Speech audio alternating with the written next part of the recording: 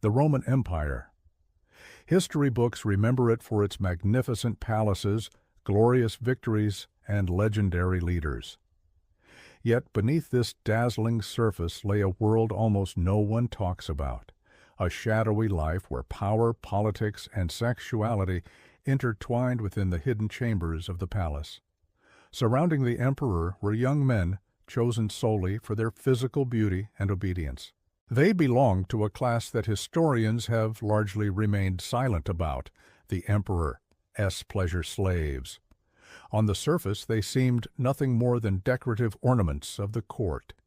Yet behind the scenes, they occupied the very heart of the palace's most dangerous intrigues, power plays, and forbidden desires. This video will take you inside the secret rooms of Roman palaces into a world scarcely documented by history. Step by step, we will explore the lives of these young male slaves, the process by which they were selected, their training, and how they were shaped to serve the emperor's desires. In the Roman Empire, young male slaves chosen for the palace entered a world completely different from that of ordinary slaves. They were selected not only for their physical beauty, but also for their intelligence, obedience, and social adaptability. The criteria set by palace officials were not merely aesthetic, they were part of a complex system designed to gauge a young man's ability to survive within the court. Beauty and symmetry, height, youth, and a flawless physique were the first traits noticed. Yet beyond that, intelligence, attentiveness, quick learning abilities, social skills, and a submissive personality were meticulously evaluated. Survival in the palace demanded far more than a dazzling appearance. The selection process was often ruthless and psychologically grueling. Young boys were sometimes taken from their families before the age of 10 and thrust into an unfamiliar world. Their new lives were entirely shaped by the rhythm of the palace. Their identities and pasts were stripped away. Palace officials regarded these boys as both servants and instruments to satisfy the emperor's private desires. Observing officers tested their reactions, social skills, and obedience from the very first weeks. Any mistake could result in severe punishment, beatings, isolation, or psychological pressure. This process was designed both to discipline them and to prepare them for the harsh realities of palace life. Once selected, the young slaves underwent a rigorous training program. This education aimed not only to enhance physical beauty, but also to mold them into individuals capable of navigating the palace's complex social and cultural environment. Dance, music, poetry, oratory, and lessons in social etiquette were integral parts of daily life. A pleasure slave needed to entertain the emperor, impress guests, and fully adapt to the rhythm of court life. The training was often exhausting, both physically and mentally. Young slaves spent most of their days in lessons, exercises, and social simulations, with every behavior closely monitored. They were sometimes pitted against one another in competitions, and minor mistakes or lapses in attention were met with harsh punishments. This competition was not only intended to develop their skills, but also to prepare them for the palace's intricate power dynamics. At times, they had to use both intelligence and strategic thinking to gain advantages over their peers. To an outsider, the life of these young palace slaves might have seemed luxurious and privileged. Better food, comfortable beds, and occasional temporary freedoms could make their lives appear appealing.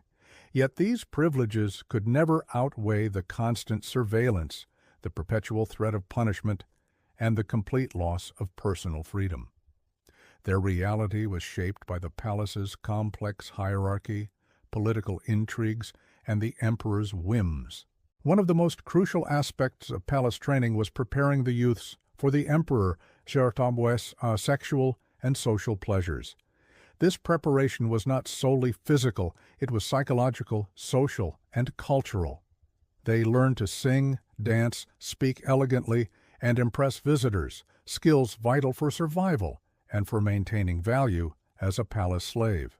Over time, These young men fully adapted to the palace's rhythm, yet often lived with an inner emptiness and constant fear. Stripped of freedom and identity, under perpetual scrutiny, every misstep carried physical and psychological consequences.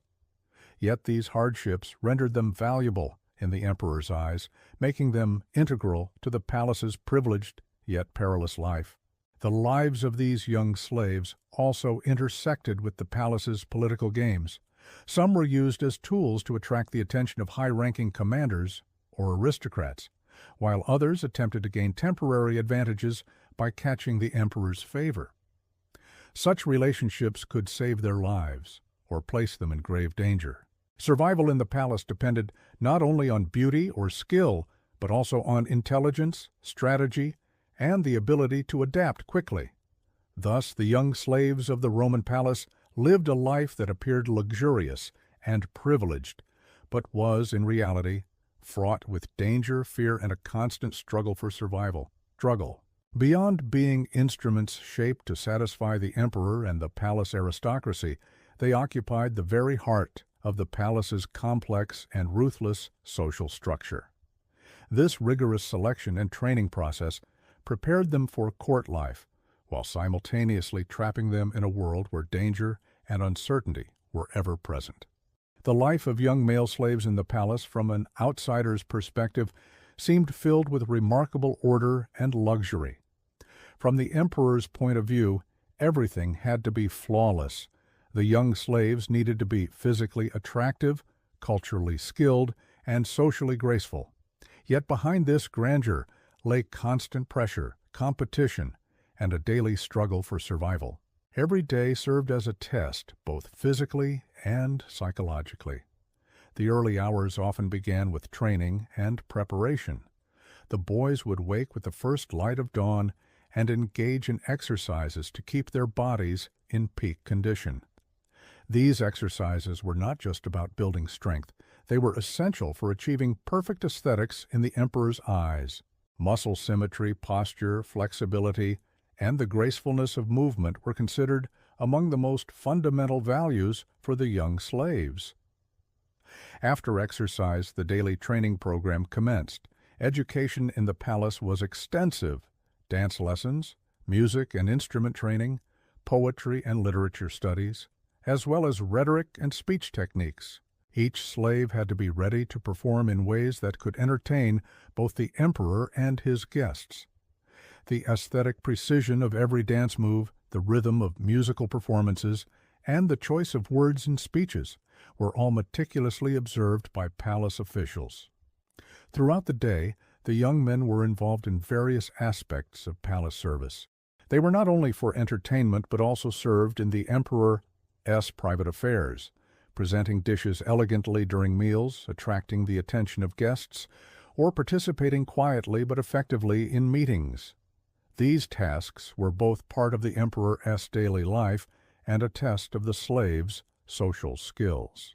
Much of their time in the palace was tied to the emperor's entertainments and private rituals. On special occasions or during festivals, the emperor would display the young slaves, showcasing their physical and cultural talents. During these events, they would dance, sing, recite poetry, and strive to impress the audience. Gaining the emperor's favor could bring temporary advantages, better food, more comfortable living quarters, or small liberties. Yet such privileges never guaranteed safety. Every moment carried the risk of mistakes, punishment, or entanglement in palace intrigues. The young slaves in the palace's hidden chambers did more than entertain. They also served the personal desires of the emperor and the aristocracy, often including sexual and romantic dimensions. Their beauty and training made them more effective and appealing in these roles, helping them secure valuable positions in the palace while also increasing their exposure to danger. Mistakes in these duties were not just personal errors. They could result in loss of status within the entire palace hierarchy.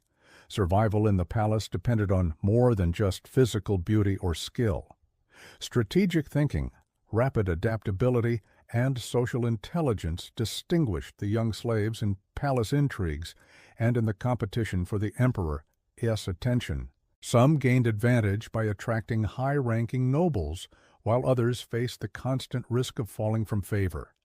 This dynamic highlighted just how perilous and complex palace life truly was. At the end of each day, the young slaves had time to rest and recover, but this time was often limited and closely monitored. Private space in the palace was nearly non-existent. Every movement was observed, and every action evaluated. Even in their beds, tranquility was scarce, as the emperor's whims could change at any moment, and unexpected duties or tests could occur during the night.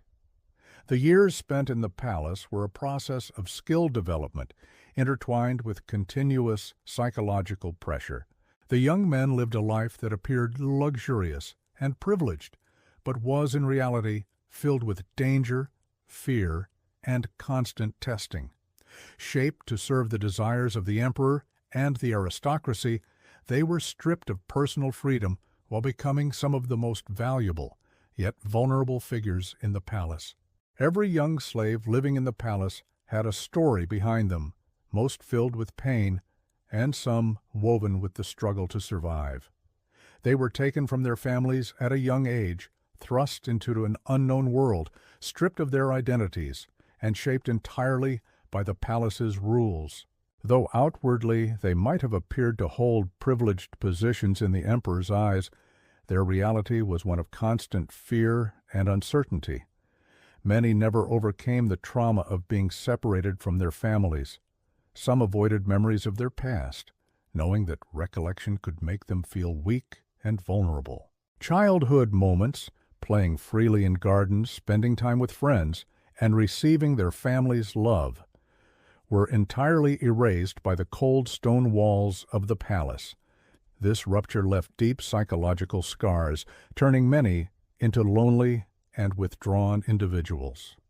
The first years in the palace were a struggle to cope with these traumas.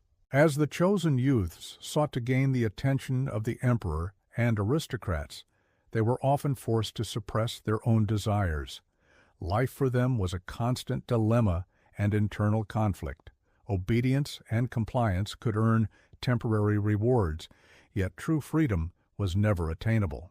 Some succeeded in attracting the emperor's notice, gaining brief privileges such as better beds, higher quality food, or short moments of respite. But these advantages were rarely lasting. The emperor's whims could change instantly, upending their fragile world. Perhaps the greatest challenge of palace life was the constant competition. Each slave was measured against the others, physically and socially. Some were more beautiful, some more intelligent, others more cultured. This rivalry was reinforced through physical and psychological trials. The youths were forced to observe each other's successes and mistakes.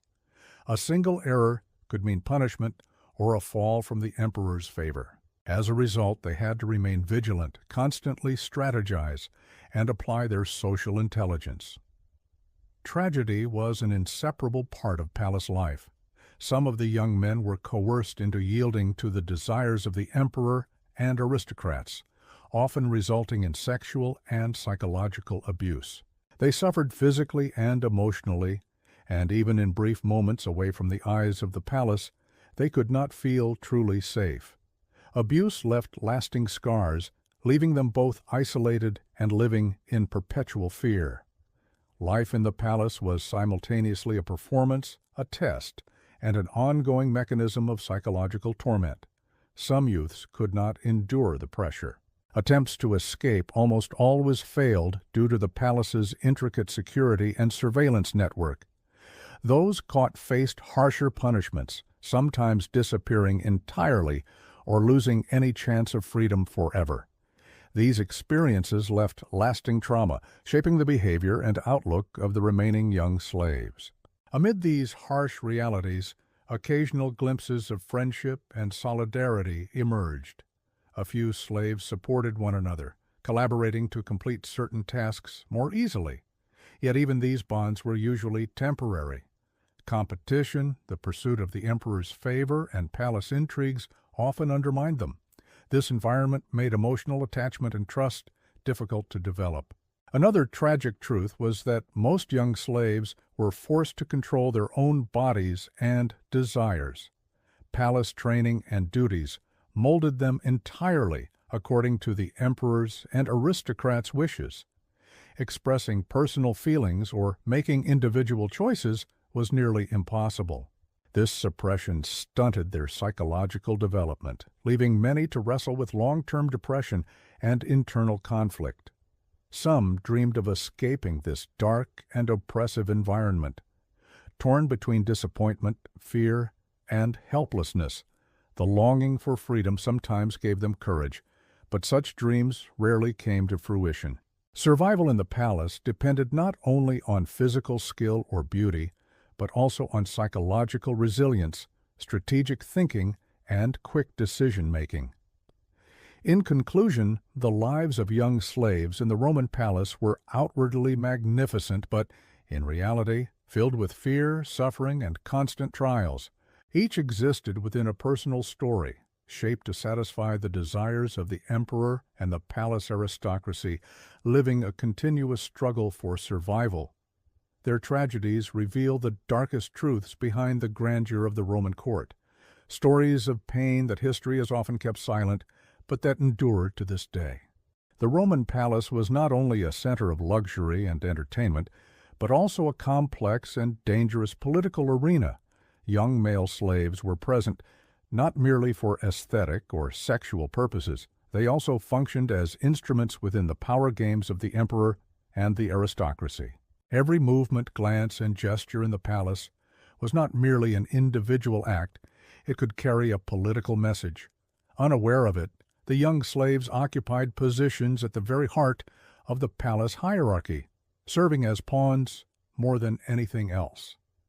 The emperor used these young slaves to serve both his pleasures and political objectives. Attracting the emperor's attention brought not only temporary privileges, but also elevated status within the palace. These youths were displayed as symbols of power and prestige to visiting aristocrats. A slave favored by the emperor gained value not only personally, but also as a tool influencing the political balance of the court.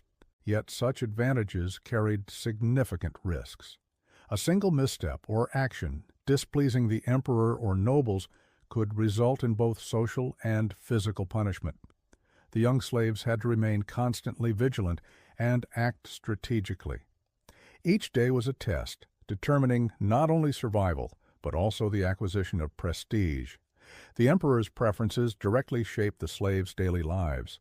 Behaviors that pleased him brought rewards and temporary privileges, while missteps led to punishment, humiliation, or heavier duties. This created an environment of continuous tension and anxiety.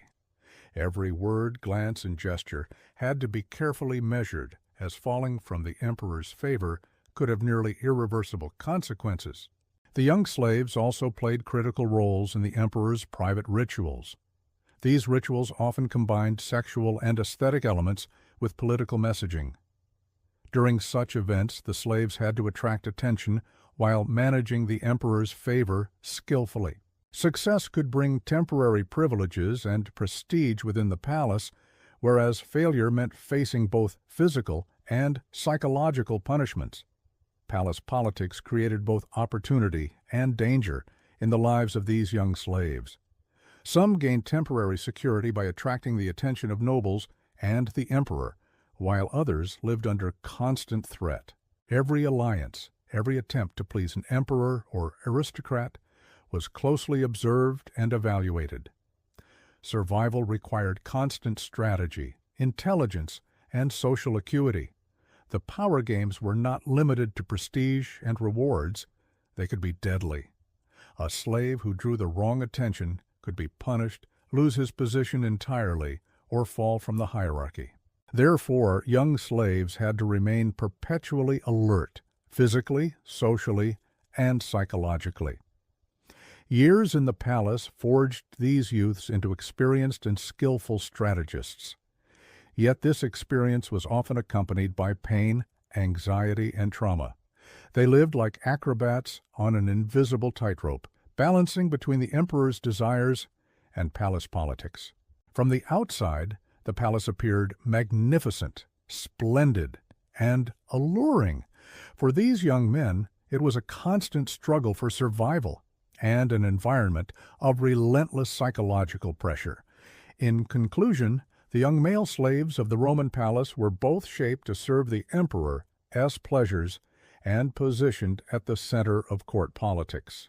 Each day was a challenge, testing their physical abilities, social intelligence, and strategic thinking. This life, while outwardly glorious, was in reality filled with danger, intrigue, and perpetual trials. Life for the young male slaves raised within the Roman palace was an endless cycle of struggle and survival. They existed like shadows among the glittering halls, outwardly radiant, yet carrying within them the weight of dark secrets. Every day was a test, both physical and psychological, as they sought to gain favor in the eyes of the emperor and the aristocracy. Yet every reward they earned came hand in hand with new risks and heavier responsibilities. Some of these youths, suffocated by the constant pressure and unrelenting surveillance, dared to dream of freedom. Yet such dreams were rarely achievable. The palace maintained a meticulous system of control capable of tracking every step, every glance, and every whisper. Escape attempts were few and almost never successful. Those caught were punished with brutal severity, long periods of isolation, humiliating physical torment, or in some cases, quiet and permanent removal. For this reason, most learned to suppress their hopes for liberty, focusing instead on strategies of obedience and survival. In the end, the palace shaped every slave's destiny along one of two paths. Some managed to secure the emperor's attention, carving out a temporary position of privilege and comfort. Others remained trapped in an endless cycle of fear and uncertainty. For those who succeeded, the palace offered fleeting rewards, better food, finer clothes, the illusion of influence. But failure brought only pain, physical punishment, psychological torment, and the slow erosion of spirit. This duality defined their existence, a life draped in grandeur on the surface, but beneath, a relentless battle for survival. On rare occasions, the years spent within the palace could elevate a slave to a position of near influence, should he capture the emperor's lasting favor. But such advancement demanded constant vigilance. Every word, gesture, and glance had to be calculated, every move considered. A single mistake could unravel years of carefully built prestige, stripping away status and casting the youth back into obscurity, or worse, into danger. Relationships within the palace were both opportunity and trap, promising prestige, but threatening ruin. This unrelenting environment molded the boys into cunning strategists, skilled in the art of survival. Yet the lessons came at a terrible cost. Behind the poise and charm lay deep emotional scars, born of captivity, fear, and the crushing weight of expectation. Many carried the trauma of stolen freedom and suffocating control for the rest of their lives. Those who left the palace, by dismissal, replacement, or survival, often found themselves ill-prepared for the outside world, haunted by the shadows of their past. For every youth who managed to endure through small victories and fleeting privileges, there were others destined for tragic ends. Each day within the palace was both a test and a battle, a careful balancing act between obedience, ambition, and self-preservation. To live was to walk a tightrope, strive for prestige, remain cautious to survive, and quietly dream of freedom that would almost certainly never come. The young male slaves of the Roman palace remain one of history's least recorded classes, their voices silenced, their fates often unmarked. They were tools in the service of imperial pleasure and aristocratic politics, yet they were also human beings, thinking, feeling, struggling, and suffering in silence.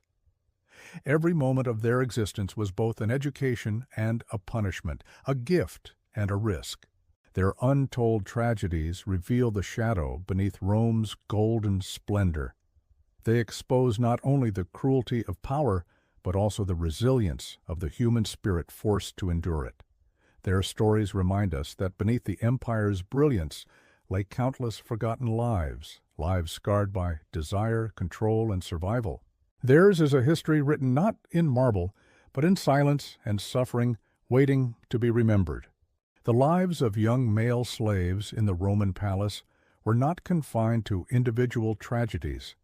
They were also a profound reflection of Roman society, the balance of power, and the culture of the empire. Although rarely mentioned by name in history books, these youths lived under the shadow of the palace, authority, and desire.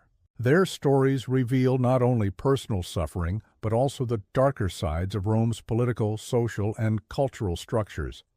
The years spent in the palace were both an education and a constant test for these young slaves.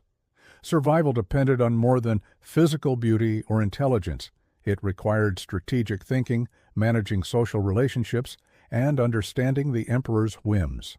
This environment left deep psychological marks, molding them into individuals who were simultaneously strong and fragile.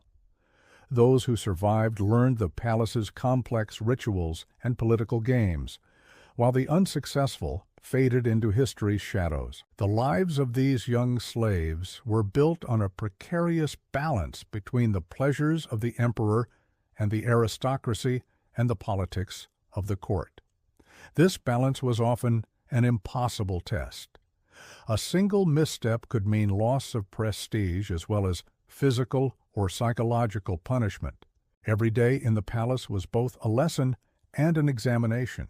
The victor was rarely celebrated, while the defeated often faced unforgettable suffering. From a historical perspective, their lives reveal the tension between Rome's grandeur and its ruthlessness. While the palace appeared magnificent, orderly, and splendid from the outside, inside there was constant competition, scrutiny, and psychological pressure. The tragedies of the young slaves expose the hidden reality behind this grandeur, the suffering of individuals trapped between power, beauty, and obedience. Stories that history has largely left unrecorded. Throughout this exploration, the lives of these young men illustrate more than personal tragedies in the Roman palace. They also demonstrate the limits of human nature and how power and desire can shape the course of human lives. Their stories serve as a silent lesson from history. At the intersection of authority, beauty, and obedience, individuals were often molded against their will, forced to constantly struggle to survive. In conclusion, the stories of the young slaves in the Roman palace are instructive not only for history enthusiasts, but also for anyone seeking to understand power, authority, and freedom today. Their lives help us comprehend the darker aspects of the past and bring to light the suffering that history has often kept silent. The tragedies that unfolded within the palace's stone walls remind us of both the realities of the past and the limits of human nature. Though their lives were lost in the shadows of history, the pain and struggles of these young slaves remain a silent cry that must never be forgotten.